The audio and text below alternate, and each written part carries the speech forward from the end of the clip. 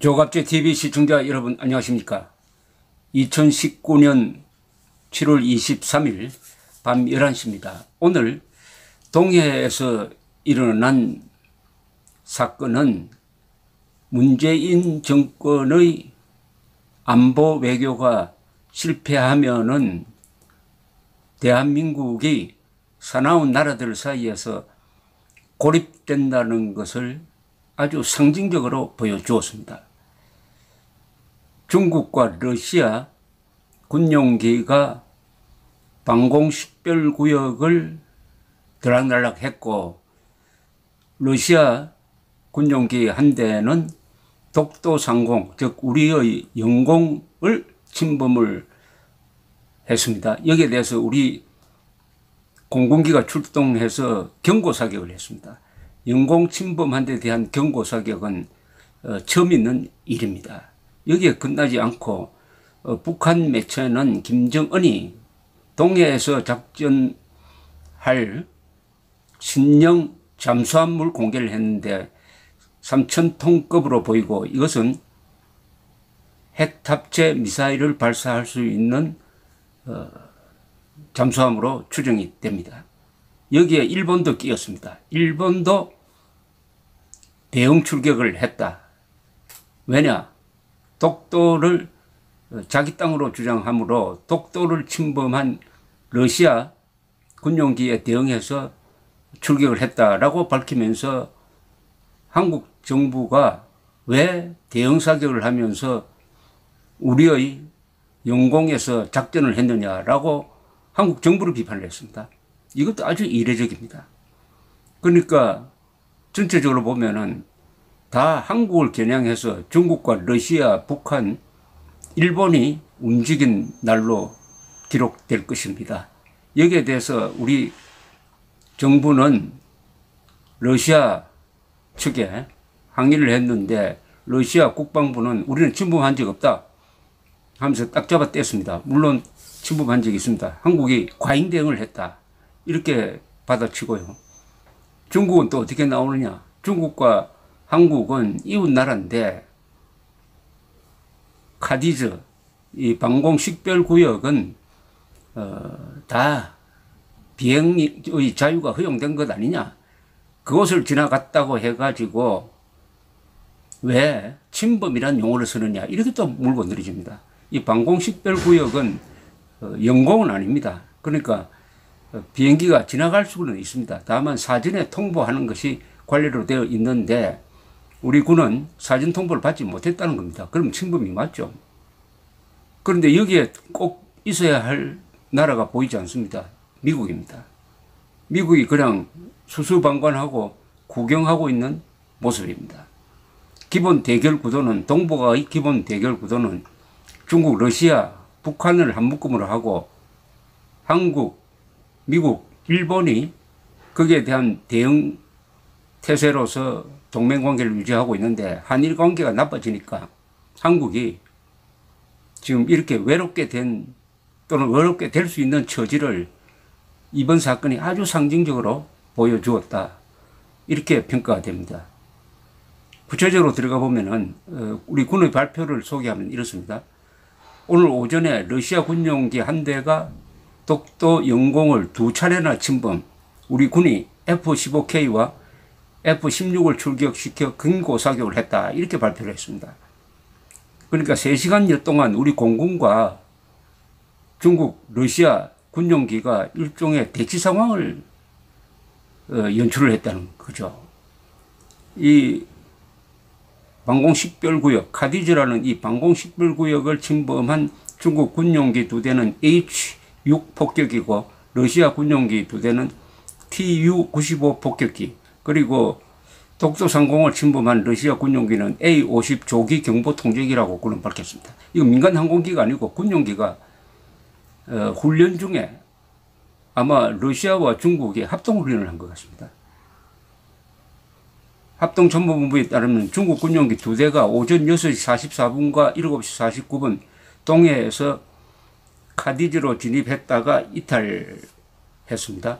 중국 군용기 2대는 곧 이어서 북방 한계선 북방에서 러시아 군용기 2대와 만나 4대가 돼가지고 4대가 한 팀이 돼가지고 남쪽으로 향했는데 8시 40분 울릉도 북방에서 카디저 방공식별구역에 재진입을 했습니다. 일촉즉발의 상황은 이 4대가 중국과 러시아 군용기 4대가 카디즈에서 벗어난 뒤에 일어났다고 합니다. 중국 군용기와 함께 카디즈를 넘어온 러시아 군용기 2대와 별개로 동쪽에서 카디즈에 진입한 러시아 군용기 한 대가 독도 영공을 지나갔다는 겁니다.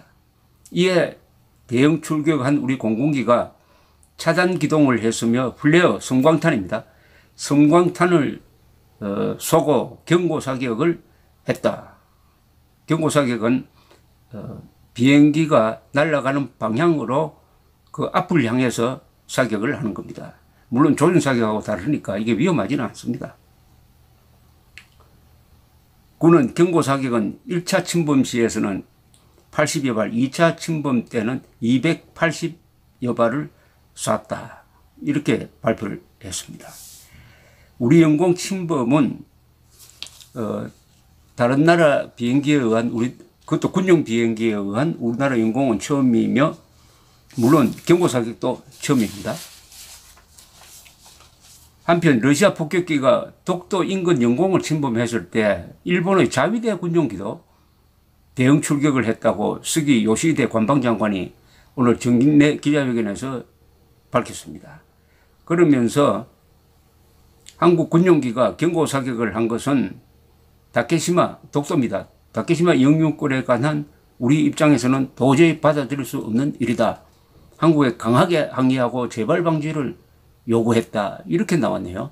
이게 한국을 향해서 일본, 북한, 러시아, 중국이 완전히 공세적으로 나온 셈입니다. 하필 중국 관영 매체인, 북한 관영 매체인 조선중앙통신도 오늘 김정은 동지께서 새로 건조한 잠수함을 돌아보시며 함의 작전 전술적 재원과 무기 전투 체제들을 구체적으로 파악했다라고 이렇게 보도를 했는데 건조된 잠수함은 동해 작전 수역에서 임무를 수행하게 되며 작전 배치를 앞두고 있다. 그러면서 사진을 공개를 했는데 한 3,000톤급으로 추정이 됩니다. 2016년에 SLBM 즉 잠수함 발사 탄도미사일을 발사 시험한 할 때 그 잠수함은 2,200톤급이었는데 이번에 공개된 것은 이보다 더 크다 이렇게 보입니다. 윤상현 외교통일위원장, 윤상현 의원의 논평이 오늘 사태를 잘 정리했습니다. 자유한국당 윤상현 의원은 심각한 위기의 징후가 보인다 라면서 오늘 일어났던 일을 이렇게 분석을 했습니다. 한국 영공을 침범한 러시아 조기 경보 통제기 및 한국 방공식별구역에 무단 진입하여 합동작전을 벌인 중국과 러시아 폭격기의 도발을 강력히 규탄한다. 중국과 러시아 양국 정부의 적극적인 사과와 납득할 만한 해명이 있어야 한다. 우리 정부도 중국, 러시아 양국 정부로부터 명확한 책임 소재 규명과 재발 방지 약속을 받아야 한다.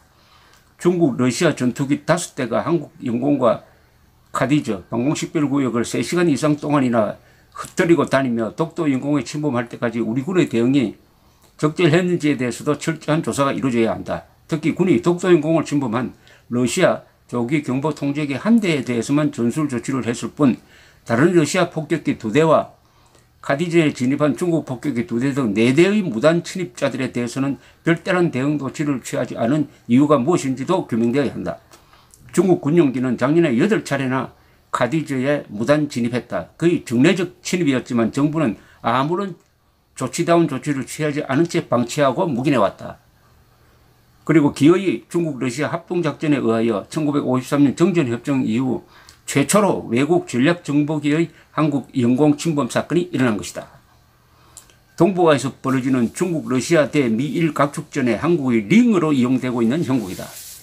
문재인 정부가 한반도 운전자론, 중재자론 등 국제정세 현실을 외면한 외톨이 외교에 빠져있는 동안 한국의 천지는 이렇게 쪼그라들고 있다.